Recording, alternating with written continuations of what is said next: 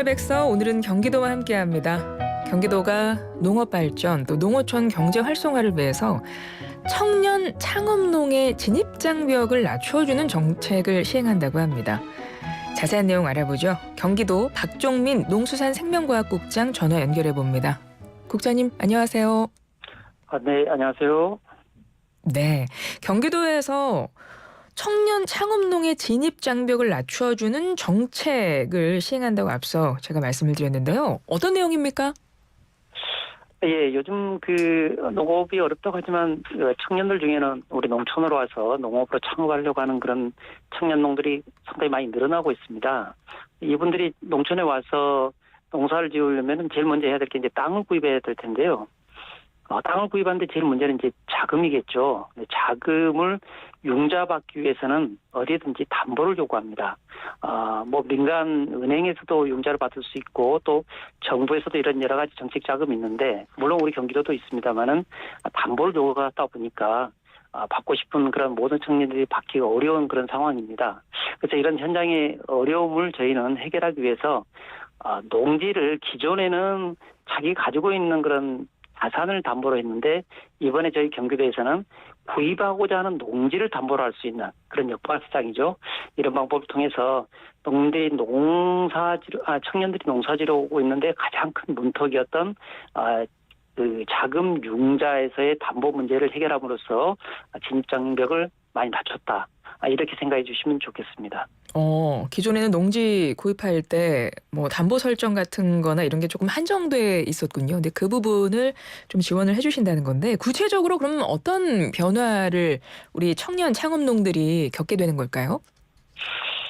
이렇게 해서 이제 농지를 담보 문제가 해결해서 이렇게 이런 경기도의 농촌 진흥 기금이라는 자금을 융자받게 되면은 이 융자금은 다른 그런 은행에서 하는 그런 융자금에 비해서 상환 조건도 아주 좋습니다. 근데 3년 정도 쓰고 6년 동안 상환을 한다랄 때 특히 또 우리 청년들에게는 5년 동안 쓰고 10년간에 걸쳐서 상환하게 되는 조건이고요. 이자도 다른 데에 비해서 아주 낮은 1%대 이자입니다. 이렇게 해서 이러한 자금을 가지고 농사를 짓다 보면 아무래도 경영비 부담도 줄고 또 장기간에 경영 유지할 수 있어서 안정적으로 농사를 할 수 있지 않나 이렇게 생각이 듭니다. 네, 청년 창업농의 진입 장벽 낮춰주는 정책에 대해서 설명을 해주셨어요. 혹시 그 지원받을 수 있는 청년의 어떤 나이대가 정해져 있나요? 예, 일반적으로 저희가 청년이라면 40세 미만, 20세 이상 이렇게 해서 농촌에 농사를 지러 오는 그런 청년들에게 지원해주고 있습니다. 그렇군요. 요즘은 40대도 많이 젊은데요. 예, 정책 자금을 지원하는 대상이 그렇다고 보는 거고요. 우리 경기도 같은 경우는 말씀하신 대로 농업인 기회소득이라는 청년들에게 주는 것도 있는데 이때는 또 50세까지 연령을 상향해서 하기도 합니다. 그렇군요. 예, 다양한 것들이 좀 마련돼 있군요. 그리고 농어민들에게 긴급 지원한다는 내용도 있습니다. 이거는 지난해 폭설 피해 입은 분들에 대한 내용이네요. 어떤 건가요?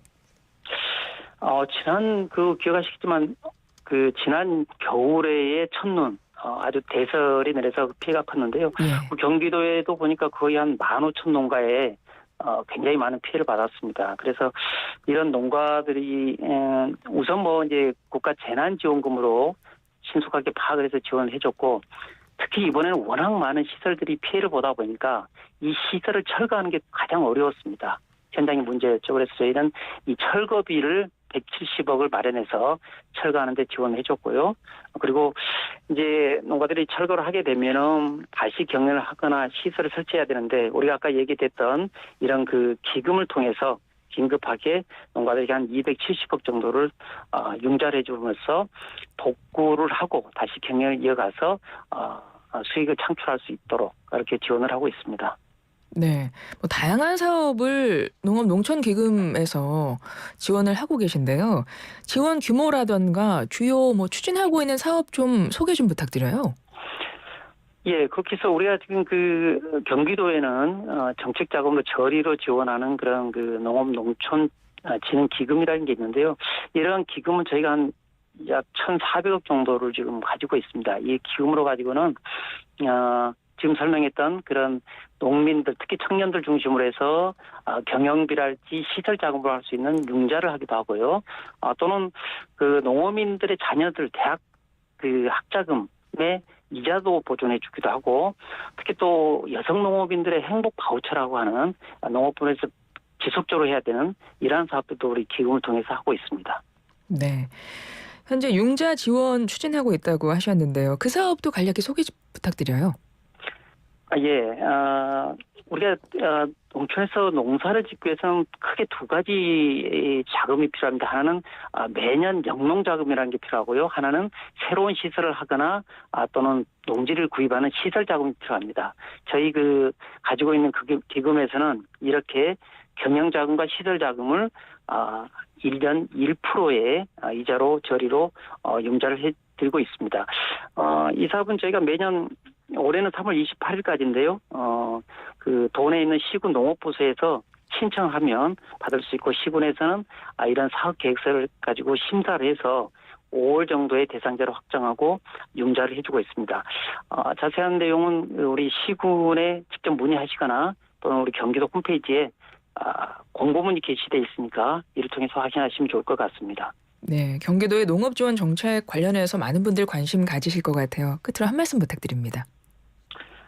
예, 지금 요즘 근래에 농업이 참 어렵습니다만은 여러 가지 그 상황 중에서도 특히 오늘 또 아주 늦은 눈이 왔습니다만은 기후 변화, 또 농촌에서의 인구 감소, 고령화, 또 경기 침체, 장기간 경기 침체로 인한 그 소비 감소, 이런 것들이 굉장히 어렵고요. 우리 경기도에서는 이러한 문제들을 다각적으로 해결하는 그런 정책들을 하고 있습니다.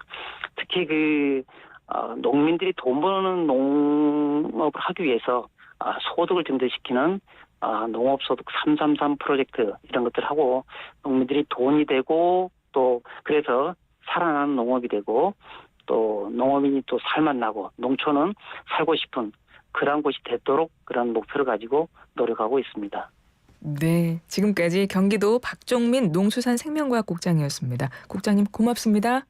네, 감사합니다.